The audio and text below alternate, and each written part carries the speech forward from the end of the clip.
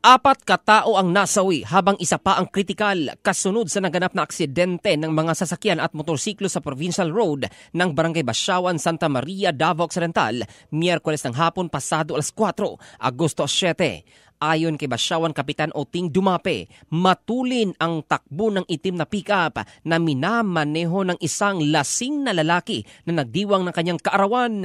Pagsapit sa naturang lugar, na-overshoot ito at binangga ang isang motorsiklo na tumilapon sa isang truck.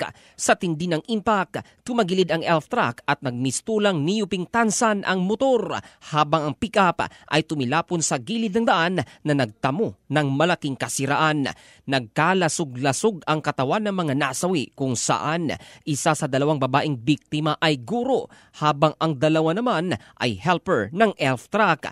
Nagkalat naman sa daan ang mga kargang balat ng niyog habang mabilis na isinugod sa paggamutan ng isa pang biktima na nasa malubhang kalagayan. Samantala, hindi naman mapigilan ng mga kaanak ng mga biktima na magalit sa kapabayaan ng driver dahil pinilit nito magmaneho kahit lasing kaya nadamay ang ibang mga sibilyan.